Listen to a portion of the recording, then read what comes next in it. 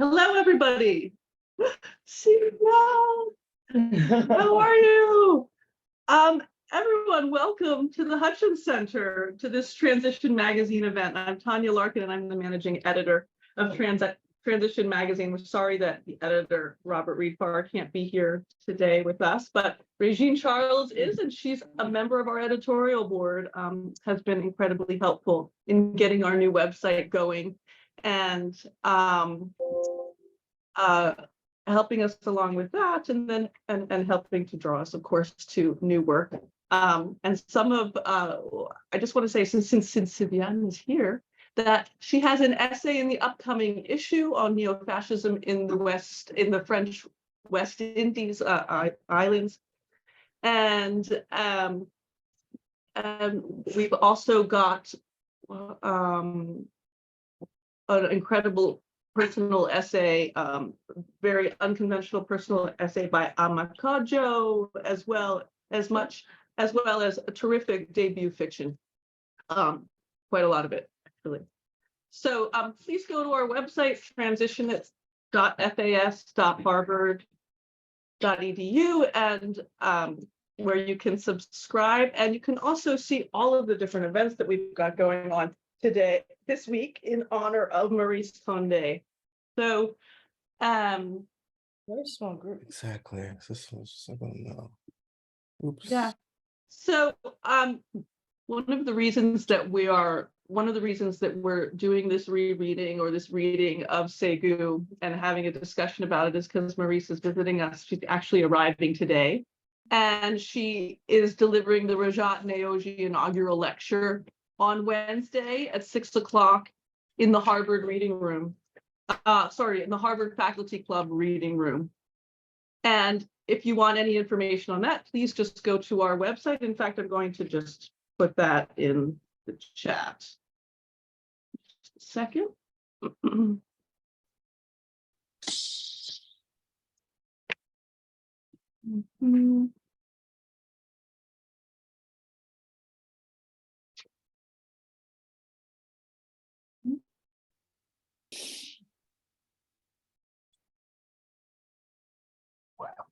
So hi, Sandra says, hi everyone, happy to be here. Hello from Exeter, New Hampshire. And I know, Thomas, you are in Birmingham. I've said that correctly, in England. Yes. So Thomas Glave is also here online, and he's also on our transitional editorial board, has really fantastic work in the personal essay from about 3 issues ago. So please go read that as well. Dorothea Smart, you're coming from London. And Ayanda, I don't know that flag. It looks like, is it Jamaican? South Africa? Okay, fantastic. And hello from Belgium. Pierre, welcome from Belgium. And so at this point, if all of you were here, I would direct you to the table where we're all having lunch. I do want this conversation to be as casual as possible, as if you were here with us around the table. So please speak up whenever you feel like it. And if you want to remind us where you're coming, of your name and where you are, that would be wonderful as well. So not only is Maryse going to be giving the lecture on Wednesday, but she is also going to be doing a Q&A. So for those of you who are going to be here in person, that is an in-person event, please come back here right to this table at noon on Thursday to meet Maryse and to talk to her about her work. We want to celebrate her entire career, which has been so important, and just a sheer delight as well. So I can just kind of get out of this lecture mode, but I do want to just kind of throw some questions out there about Segu. It's like this, it's a a massive and remarkable work of historical fiction, and one of the things that makes it so remarkable is that it's about how Africans relate to other Africans rather than just rather than relating to Europeans. There are Europeans in this, of course, but they're much more peripheral than in other works of African historical fiction. So because it's about African religion is not like dismissed or characterized as primitive, and it's, I think, arguably like the hero of the work. Certainly the heroes are so well drawn and balanced that we can't say that any of them comes off as the true hero, although we can talk about the people in the work as well as who is perhaps the vehicle of Maryse Condé's secret values. But I did want to just start maybe talking about how that culture, the culture associated with the religion, is like so alien to us now, and like what you were thinking when you were reading the book, and you know, in what places were you moved, and perhaps you know, could just remark upon the difference between our culture and that culture. I can jump in on that because that was actually something that really resonated with me. So I read this for the first time 23 years ago in March 2000 when I was a senior in college. And it was Lidi Moudileno who had me read this. And what struck me actually this time, 23 years later, having, you know, gone on to be in this field of Black French studies, broadly defined, is actually the resonance for me, particularly with the Vodou, right? So I think when I read this for the first time, I did not know as much as I know now about indigenous African religions, about, you know, Vodou, about African world religions, period. And even just from the first few pages, the way they describe this tree, and the role of the tree in the community, and the tree, the fact that the tree, I think it's on the second page, right? So beneath, on page 4, beneath its powerful roots, the placentas of many of their ancestors had been buried after safe delivery. In its shade, the women and children sat to tell stories. And to me, this sounded exactly like a novel by a woman named Kitli Mouse, where they describe the tree in the first pages of the novel. And again, throughout, just some of the descriptions to the religion reminded me so much of Vodou. And so for me, it felt familiar in a way that I imagined when I read it for the first time. It didn't feel familiar. And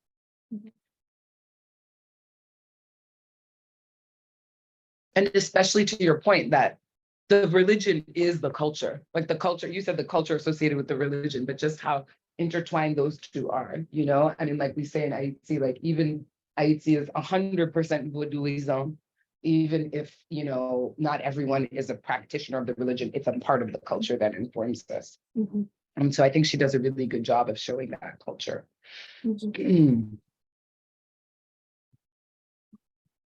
I was really struck by the ancestral presences Mm-hmm.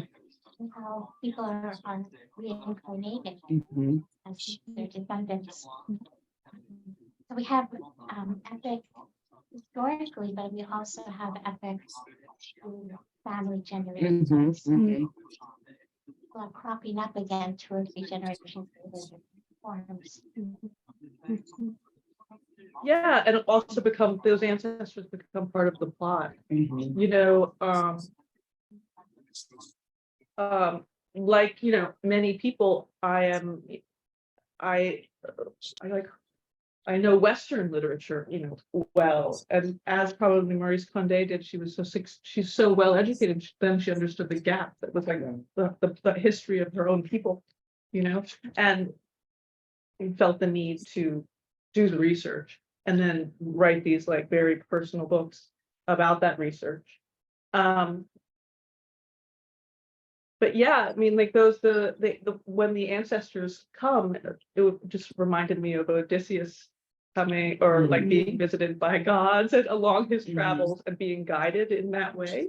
And I just saw some like cross-cultural ways. And but I was struck by how charged the world was with spirit and ancestor and family. And of course you have the I don't know how you pronounce it, griot or griot. Griot. Griot. The griots, not only just full of poetry, but poetry and family trees. We don't really get the family trees except in summary that the family trees are being voiced or a catalog, but we do get a lot of the poetry that is from the videos. That also struck me too, like just how laden the whole culture is with poetry. Yeah, storytelling and poetry. And when I think of like her style, I think of this kind of, there's no fuss in her storytelling, and I wonder if that comes from the oral tradition as well. Could I contribute something? Please, Thomas. Hi, everybody. Hi, this is Fantastico. I wanted to add something from a creative writing perspective that I've encountered with this book that I think is really fantastic. Several things, actually. The wealth of details that I think when she provides them, they just ground this story and the generational information and all of these sensory experiences so concretely in a world that is taking place in a previous century, and yet it becomes so clear.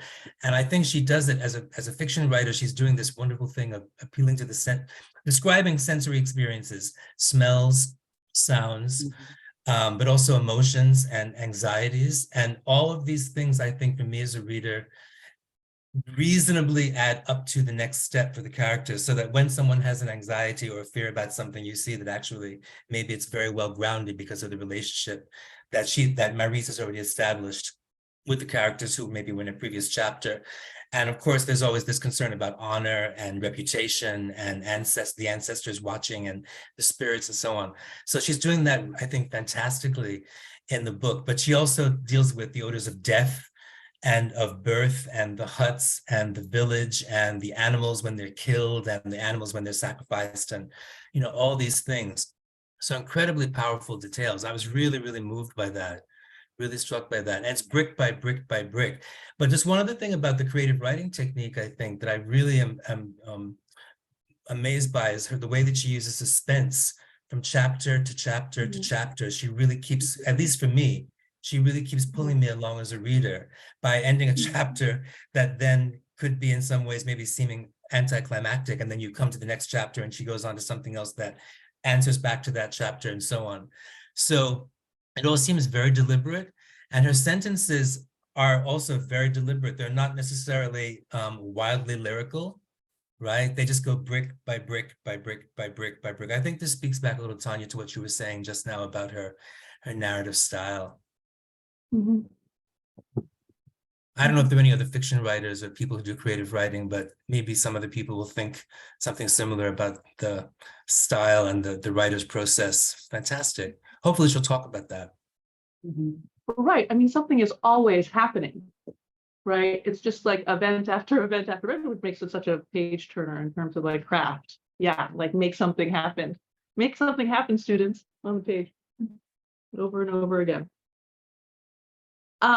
Any other parts of this that struck you? Like when I was reading it, I couldn't believe that it hadn't been made a series on television or like a movie, especially I guess after seeing The Woman King, Yeah. and you know, parts of Black Panther, I guess, but you know, but mostly like The Woman King. And why hasn't it been made a film? I mean, it would have, let's just admit it, it would have a hard time getting green lighted these days. Can we talk about maybe why? There was that, I mean, I was like pretty shocked once I got to the first rape by like one of the main protagonists of the story. And there are several rapes. Yeah. Nadia's raped by what's his name? Tio's son. Yeah. When he rapes her, she's working as a sex worker, and he was she working as a sex worker? I know that she was in the courtyard working, but she was a slave, right? And working for that cafe that he frequents. Yeah, she was a slave, sorry. Yeah. Sex work. Mhm, mhm. Hi, And may I then- jump in for, oh, sorry. Please, please. Hi, Medina Cham, I'm joining from New York. I'm a historian, so I'm coming at this as a historian of West Africa. And I've encountered this text many times. The first time, I'm from Mali. That's a text that I read as a kid that I really enjoyed as a novel.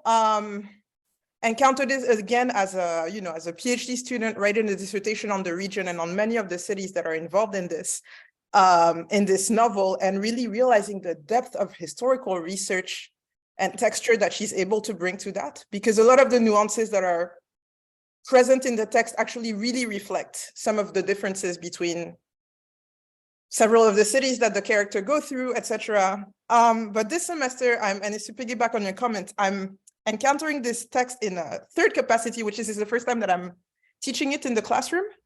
And I'm happy to see several of my students in the Zoom room, by the way. And it's only this semester that this aspect has really struck me, now teaching it in the classroom and engaging with the text with a bunch of students, that I just realized how, like, just the incredible amount of like sexual violence that is present in this text, which I really love, but which is really hard to like, discuss and teach and talk about in that sense. And so I was wondering also if other people have taught the text or encountered it in a classroom, like, as teachers or students, how to go about this, or how, like, this has been my main challenge, I have to say, this semester. Like, as much as I'm mind blown by the historical depth of the text and the narrative qualities, I'm like, well, maybe I was not ready to, to bring it into a classroom, or perhaps I should have done more work. And I'm wondering if other people have experiences with that. If my students want to jump in, they're more than welcome to, or in general, that particular aspect about the sexual violence, how to. Right, I mean, and sexual violence, even like when Malobali rapes a prepubescent girl in the middle of the forest. Yeah. And everything is treated very matter of factly. We don't see her hand in any of it. I mean, we see her hand, but it's completely, everything is presented as like a fact of history, which it is, right? I mean, I imagine that everything is so thoroughly researched that she's just like stating the facts to some extent. One entry point might be the heavy depiction of patriarchal violence, sexual violence, but there's also a very strong kind of feminist impulse in the novel, where we try to get the view of the women. The author shows ways in which the women are resisting tradition and feel captured and caught. So those two things are both there at the same time. Yeah, you could say even like the depiction of patriarchal violence is anti-misogynist, because it's so realistic in its depiction of misogyny. But there's a sympathy there, where the man who's violating the pubescent girl has moments of loud ambivalence, but he continues. So it's also not one-dimensional. Well, that was the amazing thing to me, is for me to feel sympathy for these characters. I mean, that were rapists. I mean, I was, not sympathizing with their rape, of course, but their entire. I want to read more of their story for sure, and that sort of sympathy. Yeah. Read on and on. I did wonder about how professors would bring this into a classroom in today's climate, with the sensitivities of these, young generations, of course. I read online, I read on Goodreads, like the first comment that comes up is like, don't read this, it's a rape fest.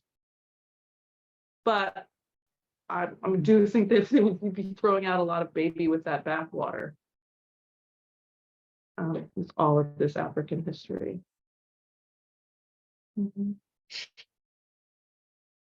Does anybody, any students want to jump in here? I want to hear this perspective. the student's perspective, a younger audience. And I don't want to put any of my students on the spot, but I know they've written about this, so they should certainly feel free to jump in if they want. At least some of them have written about this, and there's very interesting reflections about. I mean, I do think there's a lot of value in the way it's written about in the text, because I mean, those were structural things. There were a lot of conflicts, there were a lot of war. We know that in 19th century West Africa, it was often women who were the primary victims of enslavement, displacement, or such violence. But yeah, it could. So I do feel like there's a way to go about it in the classroom, but it's, yeah, I would be interested to hearing from other perspectives. And again, from my students who've written about it. Want to. If I can jump in, I'm not a student. Good evening. I'm from South Africa. My name is Ayanda Sishi. It's nighttime this side. I'm currently reading Segu right now. I'm learning a lot about West Africa, and I'm trying to, familiarize myself with that part of the African continent. And I think what I find most interesting about this book, when you're talking about sexual violence, is that something that is our everyday lived experience here in South Africa. And I think what Segu highlights for me is in the way that rape, especially in sexual violence, is written so matter-of-factly, is because that's how it's actually treated even now. That's our lived experience and our lived reality. So it's not something that we can run away from. It's not something that we can sanitize. It's not something that is pretty to read. It's not something that should comfort us at all. It's definitely something that needs to change. But if we are talking about the context in which the book is being written in, then absolutely the violence is going to come off as just that, exceptional violence, because that is what people were experiencing during that time. It's what we are experiencing right now in the context of what is currently happening in our country, with the levels of gender-based violence that we face on a daily basis, and finding no justice from the state and from our government, who turns a blind eye. I think that what Segu shows us is, if anything, that history is but a wheel that continues to, keep on spinning and spinning unless people stand and do something to change it. But how do we change something that is so institutionalized even within our continent? I'll stop there. Thank you.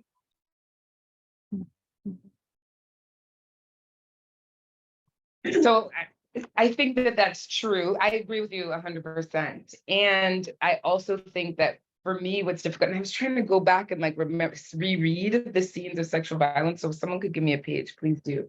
But I think the challenge for me, as someone that has written an entire book about rape culture, and about, representations of sexual violence, this book is one of the reasons why I wrote that book, right? Because I was troubled by the extent to which we didn't find survivor-centered or feminist renderings of sexual violence when I knew that it was possible, right? So I would say, yes, that's true. And for me, what I would like as a feminist reader, and as someone that cares deeply about this issue, would have been for Condé to go further in centering the survivors. Because there's a way that you can have both of those, right? There's a way that you can write about sexual violence. You can write about it as a historical fact, and you can still privilege the perspective of the survivor in a way that doesn't just kind of like discard it, right? Because now it only stands as a symbol of the time, or of colonial violence, or of whatever the violence, whatever the patriarchal violence was at the time.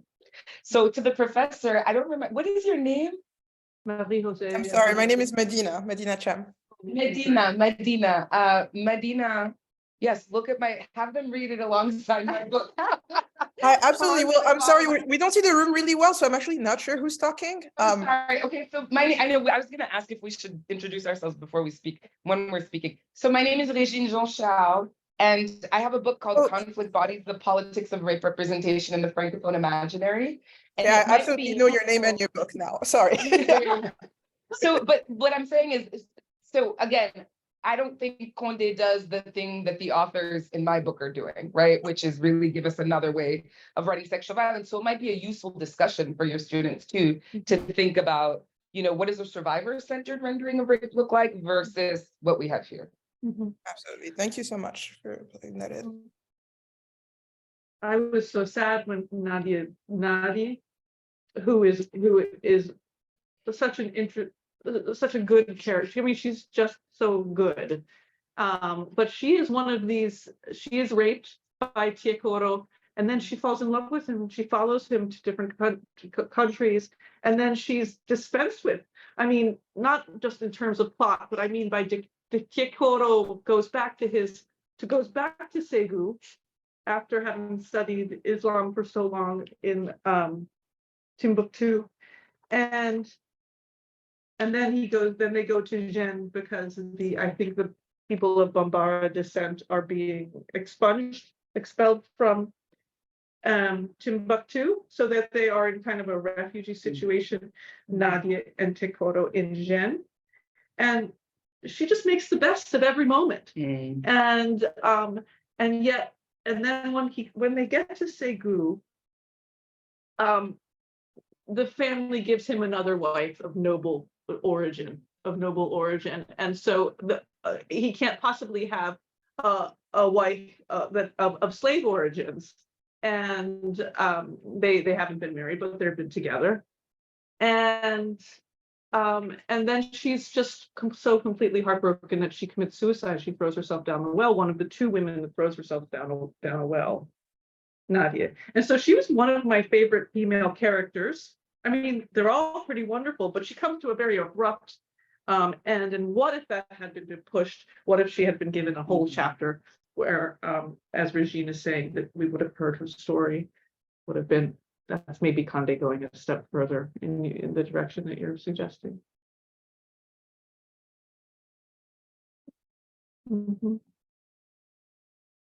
Yeah. Like, of all of the men in the family, and it is about the men in the family, really, this are as objectively as all of the characters are characterized, are there characters among the men, those protagonists, that you sympathize with more than others?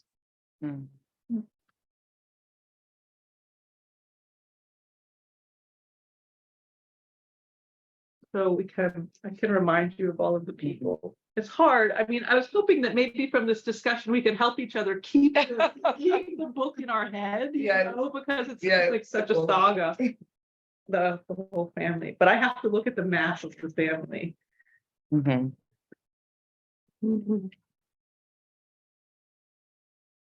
It's especially hard because the characters also change names. Yes, they change names, but according to like the religions they adopt. Yeah. So there's but just to remind, so I have the family tree here. So these are Josica's sons. Josica is married to Nia. Nia is the Barabu, so she's the first wife. And Chiekoro and Naba are her sons. So Chiekoro becomes a saint, a Muslim saint. And then there is Siga, the son of a slave, with another one of Josica's sons. And then there's Sira.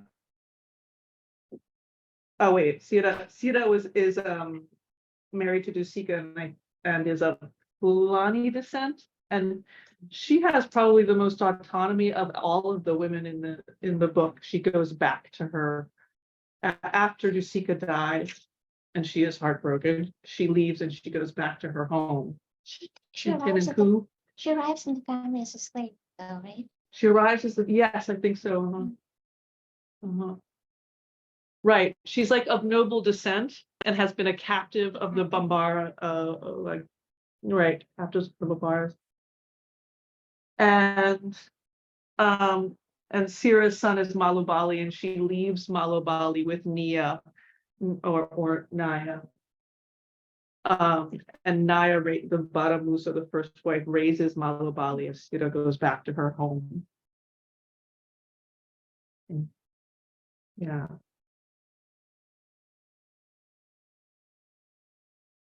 So I was wondering if we can concentrate maybe on one person's story more than, are there, I tend to sympathize with the underdog. And so it's hard not to, those men that were born of slaves and have, especially have a mother who wasn't present for their entire lives, are just somehow more compelling to me than Teokoro, who lived a perfect martyrish life. Well, not perfect, certainly not perfect.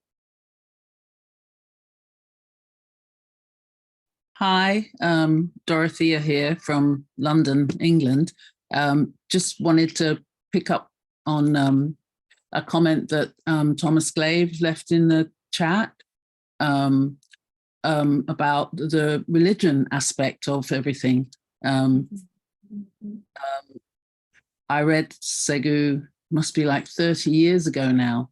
And complete revelation to me, that Islam was like an African religion, and the way that it's weaved throughout the characters and their names, and and who and the slaves and who isn't a slave, and the part that Islam plays in the kind of changing kind of socio kind of economic political scenarios that people are living in over those generations, but mostly on a very personal level, it made an amazing and very lasting impression on how I viewed my African ancestors, being the daughter of a very Christian-centered Barbadian culture in London, and then being in England with the Church of England, and kind of, having this sense that, all of my ancestors had been, forced into being Christians or Catholics, and having no sense at all that Islam was there, was present, before Christianity. And it made such an impression on me that when I wrote a sequence of poems about an unknown African in the north of England, there's a site that's called Sambo's Grave, and not much is known about the occupant of the grave. And I, as a poet, created a narrative for this person, and made him a young boy from the Senegambia region, and saw him as an ancestor of mine, and made him Muslim, to kind of claim that aspect of my heritage that, as a very Christianized person, I'd never even thought about, Yeah. Something that, I'm sorry, I'm Rashana Johnson, a fellow this year at the Hutchins Center, and historian. And I read this the first time as a TA, so half student, half teacher, for an African history course. And this was my introduction to a beautiful, complicated notion of African diaspora, and apart from the way that we as historians often frame those questions, right, in very sort of stark terms. And I think the literature's changed, so I don't want to be productive, but thinking about the importance of Africa in the African diaspora, thinking about that complexity in terms of religious complexity, gender complexities, right, and really taking those seriously, making those central, embracing the messiness and the complexity, while also embracing the beauty and the power. For me, that represented sort of one of the key contributions of this novel, that for me as a historian feels like a sort of model for us to sort of think through as we try to, think in more specific terms, right, about how we understand the way people create, produce, contest diaspora. Does anyone remember, looking at the people that are on there as well as the people in the room, where does this fall in Maryse Condé's fiction? Is this like her third novel? it's the Yeah. third, right? Okay, because I also think, and Thomas and we had talked about reading La Vie Sans Phare, which I Yes. always forget the English translation of. It's What basically is Africa to me? What is Africa to me, which ça rien à voir avec La Vie Sans Phare.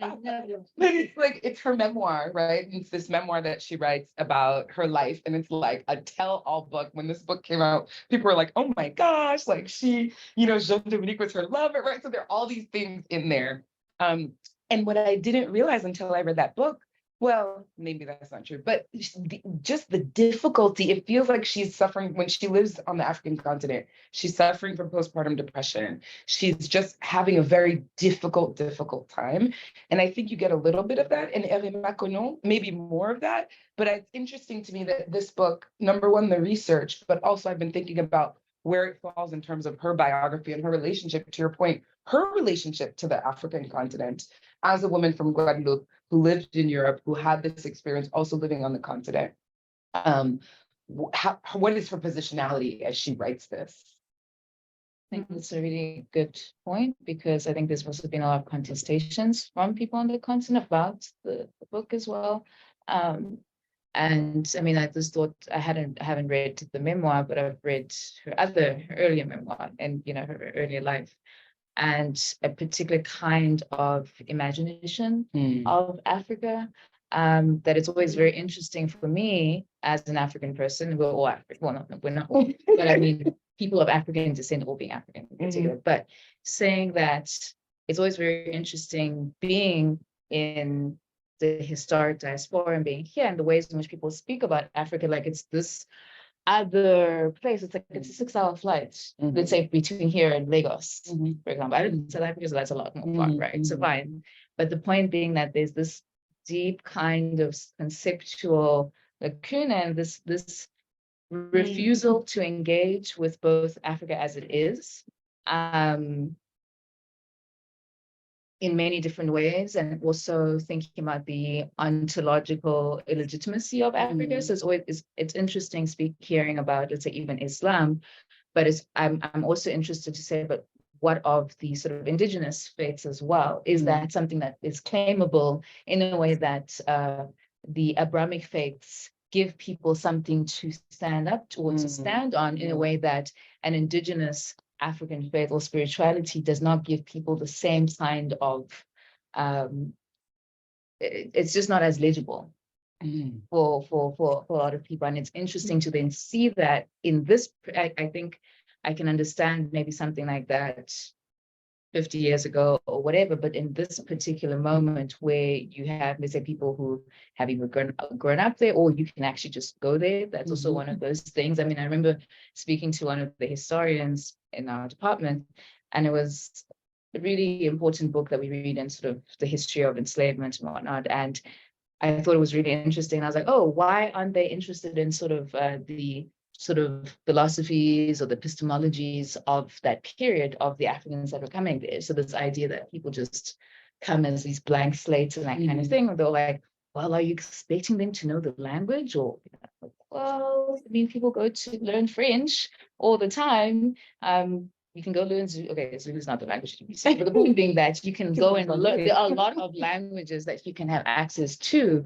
but there's this kind of, again, that conceptual lacuna. And I'll give you a good example. The last one is just to say that when there was Black is King that came out, it was really interesting to see the different diasporas and the lack of conversation. So what had happened was that Black is King came out, I think, they came out on Saturday in the US. After sort of people then pushing and say, well, you need to make sure it's on the continent, and it was on the next day, so there was a time lag. So on the first day, it was like all these critiques about how do you represent the continent and whatever, all these things. The next day, people come to like, actually, I feel great. This, I feel like my culture was represented. It was very specific. I mean, it was very much South Africa and Nigeria centered and that kind of thing with the different cultures and whatnot. But the point being that being one of the critiques, fine. But the point being that it was interesting that somehow those conversations were not being heard in the diaspora. People saying, actually, no, I did feel that my culture was represented and that kind of thing. But those conversations were happening over each other. And that's just a pop culture example of something I think is a broader phenomenon. Always wonder, oh, what is African to me? It feels like it continues to be like a remove. It's nice to me. I was like, this is what transition aims to fill the void.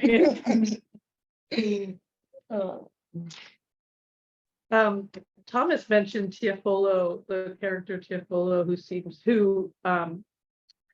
is a hunter from the very beginning, a prodigy as a hunter, and then follows his own religion very deeply from the beginning to the end. And then in the end, there's this kind of standoff between him and the Muslim forces. I'm trying to Al-Haji. So one of I'm trying to remember. I think he's Fulani from Timbuktu, but the north, and they've come to Bambara to try to get rid of all of the all relics and idols, all idol worship, all of the relics of the African religion, and in fact they put them all in a pile and then put them on fire. And then there's a standoff between Tiafolo, who's the representative and follower of his African religion, and is Bambara religion.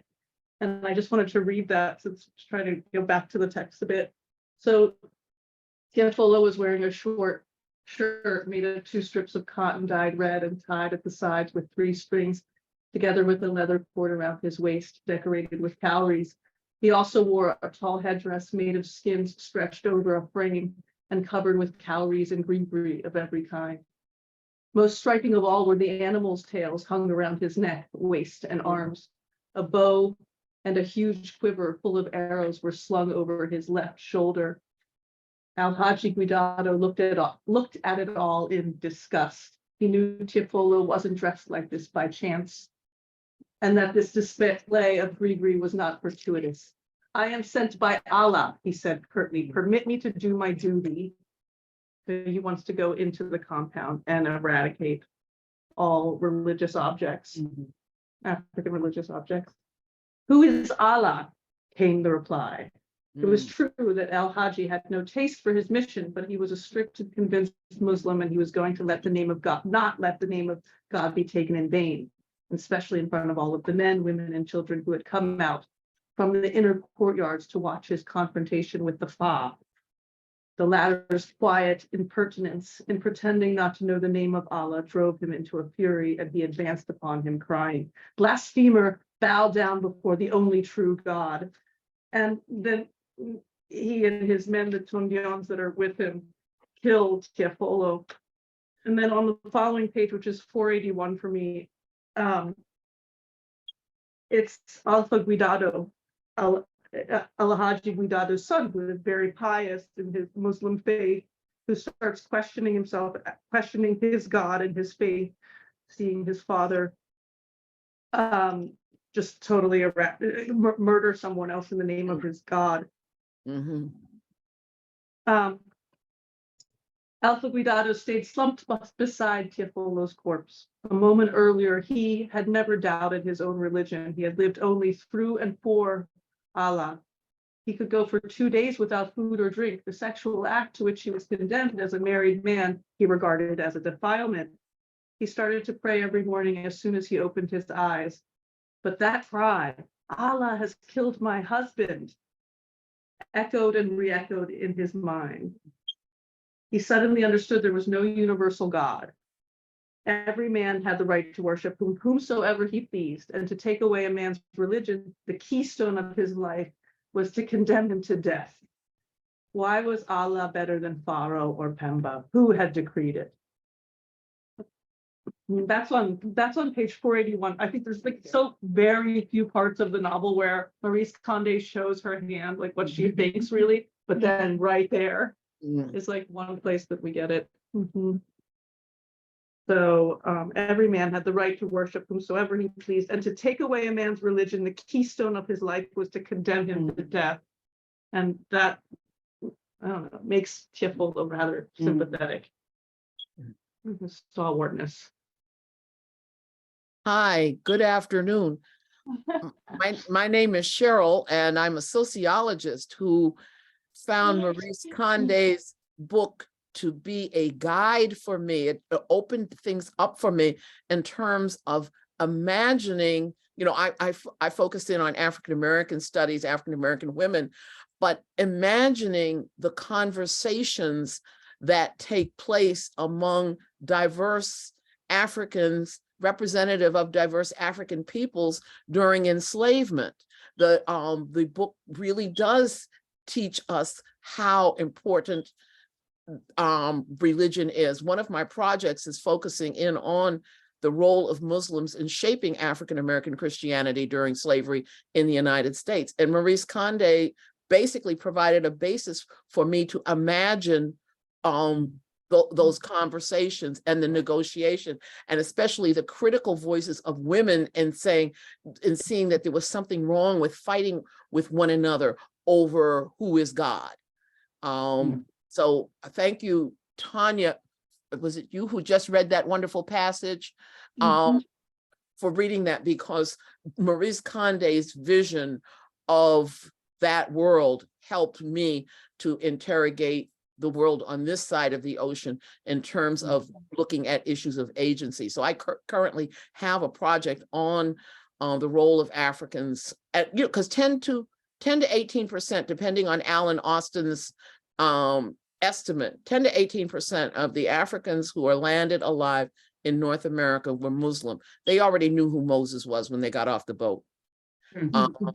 People who, the enslavers did not teach a song called Go Down Moses.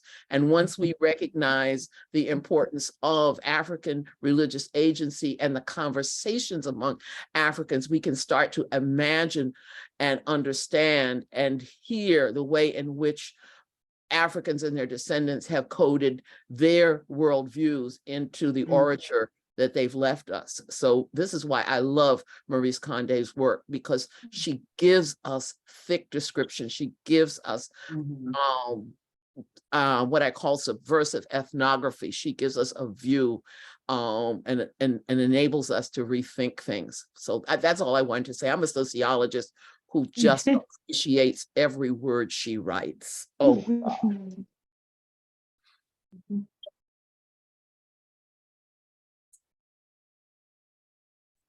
Hi, I just wanted to jump back in about a comment or question that was made earlier about the connection between La Vie Sans Phare, so like her memoir on her time in West Africa in the 60s, and Segu, because for me it was really striking how reading Segu, like at least in the French edition, in the how to call that, at the very beginning of the book, she dedicates it to her Bambara ancestor.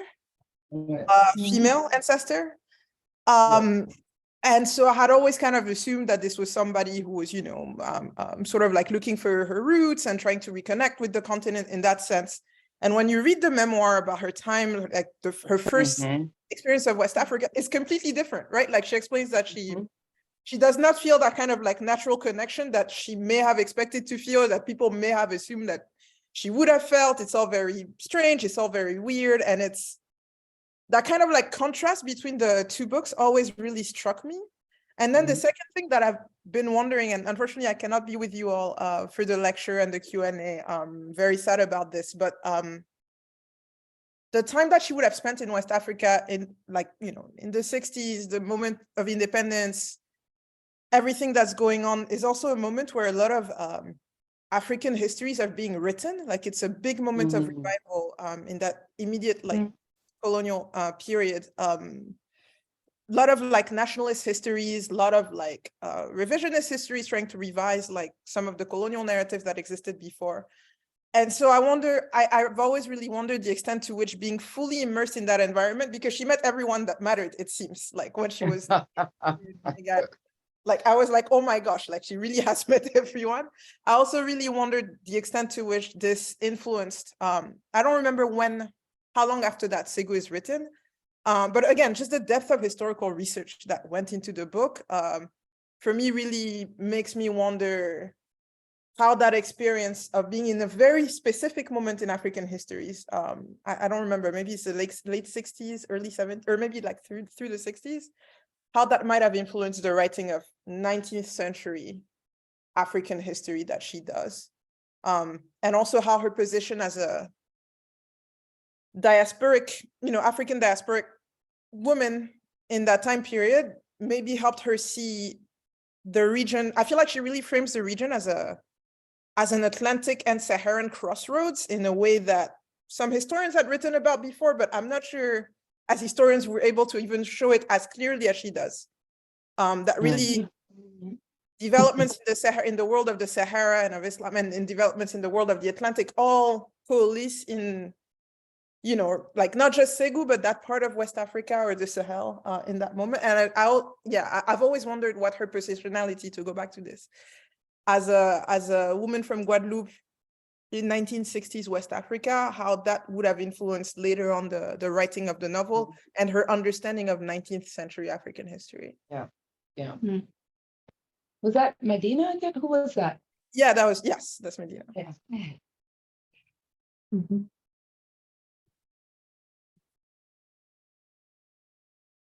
Maybe to follow up on that point, there's actually in Marseille in 2016, there was a reading of La Vie sans phare, an adaptation by Eva Doumbia, but it is preceded by excerpts from Segu. Oh. And so for her, it is a way that the two texts really mesh together, because it is a way of looking at diaspora interrogated, but in a different way.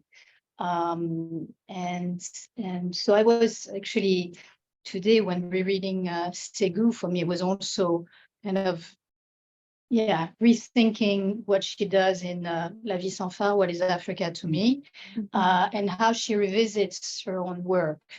I think it's one of these texts, as in previous texts, where she is also, there is an essayistic part to it, where she is her autobiography, but at the same time, she gives us some keys about her writing, and about also maybe how we read, or how she read some things at one point or another, and about the question of how ready the readership is, back to what we were saying earlier about rape and sexual violence, about representations, and what readers can take or not at a given time. And so I think it's really very timely to be rereading Segu today. It's timely to be reading Segu to figure out at what times, but how we can, what can we absorb and what we can't, or what our culture can stand. Is this, or what she was writing then, and how we read it today compared to when it came out.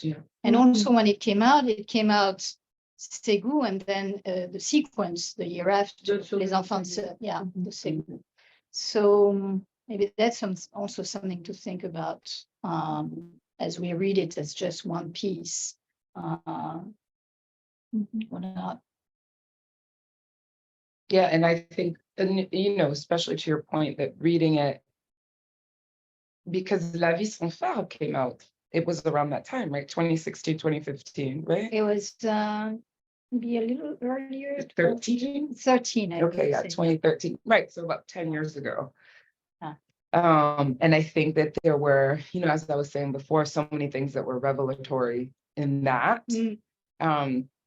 So reading her now, going back to the previous text, especially, going back to the fiction with that insight, I think is also really interesting. That was part of how I took my takeaway from this.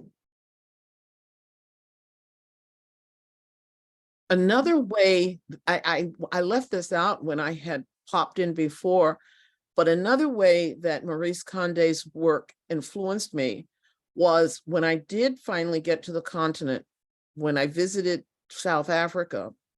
It was 93, just before the end of apartheid.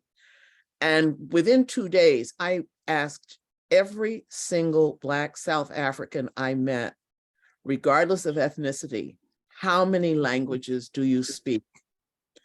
the minimum number was 4. And the multilingualism, this world where people of different ethnicities could actually talk to one another, of different languages, was also something that I found fascinating. And recently, in my last few years before I retired, I would ask my students who were either African immigrants themselves or whose parents were African immigrants in the post-1965 immigration, I would tell them to call home and ask your parents how many languages they speak. And the children would look at me like I had 2 heads, but they would satisfy their gray-haired professor by calling home and asking their parents how many languages they spoke. And they would come back in shock because their parents were busy making them learn English so that they could succeed and go to this highly selective college. And they would find out that their parents spoke 4 languages, sometimes understood 6 languages. And if they were Muslim, that included Arabic. And so, or somebody in the family spoke or read, or both spoke and read Arabic. So the multilingual, and it's a little gift that Du Bois talks about in The Gift of Black Folk in 1924 that people skip over. They still try to make it sound like the Africans who arrived in the New World were these blank slates who couldn't speak to one another. No. They brought a gift of being able to learn languages such that they get used as interpreters in learning Native American languages as explorers are going across the continent. So Maryse Condé was also responsible for my sociological imagination in that way as well.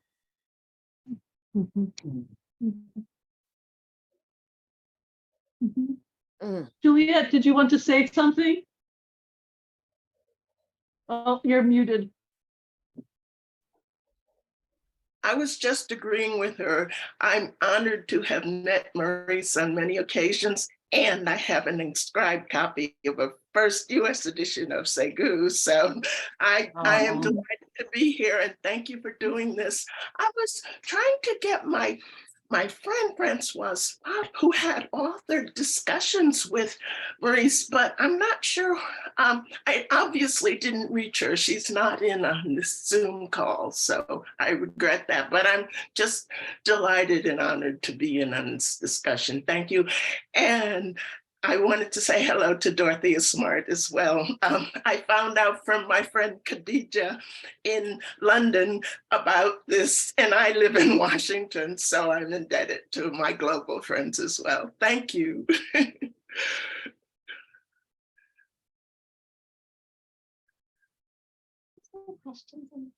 Sure.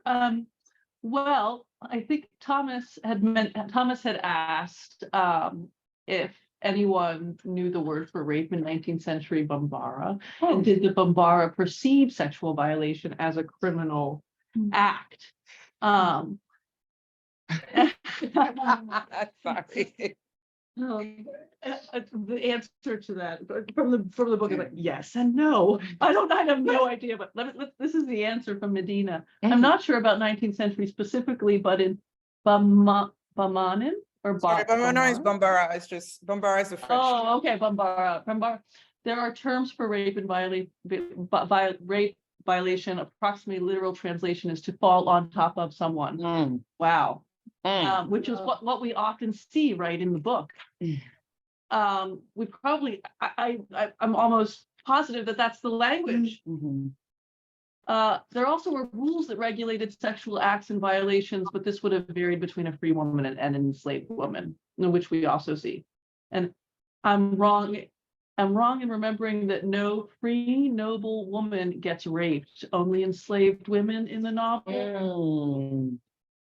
Kaya gets raped by, I guess, definition of rape, but when she is forced to marry her husband's brother. Oh, right. And, But that's one instance where I'm not sure this would have been considered rape. Well, so in several West African societies at the time, and I'm forgetting now, but there's a specific term, like legal term for this. This was a common kind of occurrence in ensuring, well, first of all, that continued welfare would cover the children of the deceased husband, I suppose, Mhm. by still having the, you know, like the younger brother, I suppose, now becomes the father figure to them. In that sense, also becomes the husband. And I'm completely blanking on the term, but there's an actual, I mean, I know this is not something that's specific to West Africa, or like it existed in many other societies. And there's a term for that. But and anyway, I'll just say it's not to deny that there would have been violence perhaps involved in that, or cases of violence, but I'm not society in terms of societal conventions, that's not what this was considered. If anything, it was a way of ensuring continued protection and welfare, and for the children, and staying inside, and as well as for the woman, an ability to stay inside the family. Yeah, but I mean, that's a good question. And I'm trying to remember all the other instances of violence that occur like within the continent on the book, but it seems to me that it was mostly enslaved women, or women who had lost their, like Nadia is not, like when they meet in Timbuktu, I don't know if she's technically enslaved, but anyway, she's lost her connection to her people, right? So she becomes disenfranchised, and so she's not protected in that sense, and hence is very vulnerable to that. Sorry, I didn't mean to monopolize. That was very helpful. There's a question I wanted to ask, connecting back to characters that we liked, and also the language thing that was it Professor Townsend brought up, which was very interesting. That is, for me, the relationship between Naba, the third son, the one who ends up in Brazil, and Ayodele, that woman that he follows on the ship. And Lexi, sorry, I'm gonna ask you out you, but one of my students, Lexi, who's here, when we talked about this last week in class, you know, she said that was a choice, like that choice to follow her on the ship. And anyway, I was just curious if we could have a conversation about this relationship in general, and also this character, because I think that that's the son that I most liked, I guess, in that basic set. Like among all of the male characters, I found it to be the one that is, you know, a lot of the other ones are easy to hate, I suppose, or have ambivalent like feelings towards. But Naba, I don't know, for me, it occupies a different space. And I was wondering what people were feeling about that also, that specific character, and that story that takes us across the Atlantic, and then back across again later on when his wife returns. Thank you for bringing up Napa, because if we had left this discussion without mentioning him, I would have really regretted it. I love the fact that he's this master gardener. I mean, it really makes him a magician. And then he has this like this veneer of insanity that protects him, you know, but it's just kind of an interiority, and like he knows how to survive. And yeah, he makes the choice to, he falls in love, and he follows his love across the ocean and he's free, and she's a slave, and he follows her and then becomes a slave because he follows her, right? And then also then her mulatto son then betrays him as perhaps a leader of a slave rebellion, and then he dies. Very sad part of the book. And I also thought that the free slaves that are in West Africa, that include Romana, which is Ayodele then becomes Romana, was a pretty fascinating community. The Agudas.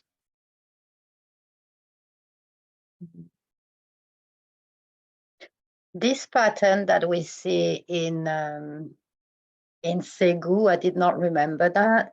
We see it in Tituba, this character who chooses to follow an enslaved person and then thereby becomes enslaved. So I did not realize Condé used that same trick in at least 2 of her novels. Is that Odile Ferly, who's also a specialist of Maryse? Oui, c'est moi, Régine. Salut, chérie, ça va bien? Tu dois te présenter quand même. Odile Fairley, French and Francophone Studies, Caribbean Women's Writing, particularly Francophone and Hispanophone. Yes, if you want to say anything, please say anything in French or English and we'll translate it. No, I had nothing else to say, just these patterns, because I do read a lot and teach a lot of Condé. So just seeing those narrative patterns that are being, that go from one novel to the other. I did not remember that one about Segu. So. If I could just build off of what Odile said too, I'm also thinking about, again, reading this like kind of retrospectively, how other Caribbean, specifically from Martinique and Guadeloupe and Haiti, Black women writers writing in French also, I don't want to say signify, but it's almost like they are in the lineage of Condé, right? So I'm thinking even about like Humus, right? By Fabienne Canard, who's this Martinican author who writes this novel about like 12 enslaved women who there's like this mutant, well, some of them jump off board, and so she recreates the story based on the captain's note, where he says there was an incident on the ship today. A bunch of the women jumped off of board. We were able to get some of them back. Some of them we never found again. And so I'm thinking also about like Condé's legacy in the work of these writers, specifically these Black women Caribbean writers. Correct. I would want to say though that you also have other writers, especially the question of being West African, being Caribbean in West Africa. Miriam Varner-Vera, who's also from Guadeloupe, who wrote about this. She was writing about it probably at the same time as Condé was. Definitely, she published the first novels after Condé's first novels, but she published them before Segu. So, this is a theme that, and I'm not aware of the two of them having connected at any point, although they were in West Africa at the same time. But this is, I mean, basically Condé is not the only one. That's what I'm trying to say.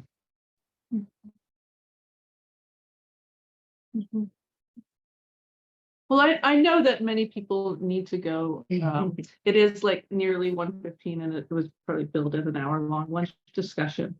So, but you're welcome to stick around and talk more about the novel, but I think probably a few of you have places to go. Thank you so much for joining us and adding all of these threads to the conversation. And I hope to see many of you on Wednesday night and Thursday. Thomas. Can I ask you guys a question, please, before you go? I put it in the chat, but does anyone know what in this context, 19th century Bambara society and culture, women's agency would have been for abortions and terminated pregnancies, and how this would have been viewed, especially given the different status of women? Does anyone know? Because it doesn't really come into the book that I remember. Medina, are you still around? Yeah, I don't know on top of my head, but I can definitely look into it and send you whatever I find. Thomas, my immediate answer would be to say that it's likely not something that would have been kind of like sanctioned by society, but I don't want to, it's not my specialty per se, but I'm going to look into it definitely. And can I pop in on this? One of the helpful perspectives on not, sort of, I don't want to use colonial language, but sometimes it helps to use the biblical world as a reference point. And it would have been totally a women's matter, because midwives are the, and the reason I bring this up is getting, I'm also, in addition to being a sociologist, I also do religious studies, and I'm a Baptist minister, so I have to do a whole lot of Bible stuff. And when you're dealing with the Bible, you're dealing with an androcentric document which has really no discussion. What people don't realize, there's no discussion in all of the rules that exist in the Hebrew Bible. There's none regulating midwives and telling them what to do. And you have to read a novel called The Red Tent to get a sense of the women's world. And then when you read midwives' narratives, African-American midwives' narratives, you realize if you can birth babies, you can do abortions. And some women do it and some women do not. And I'm talking about Black women midwives. And so it helps to imagine that world, because women aren't going to go to a man to ask how to deal with this. They're going to go to other women, and it's women who have those skills. And when you look at the medicinal skills that Africans bring to the New World, they are largely women's work.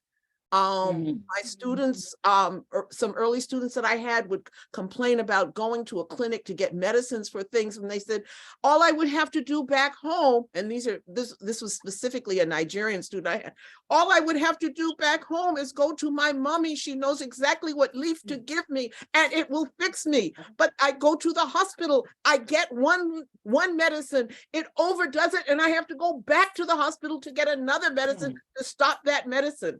And so all of that is women's work. And so think about the fact that birthing babies is women's business.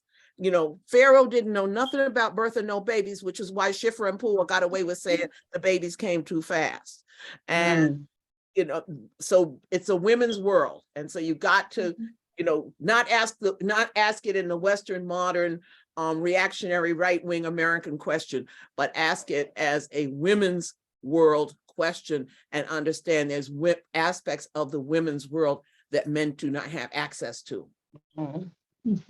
Well, I'm just saying, imagine it, because I don't know the answer to your question exactly. Cheryl, thank you. Thank you. Thank you, all of you. And I'll see some of you in a couple of days. Thank you so much. Bye, everybody. Bye, friends. Bye. Thank you.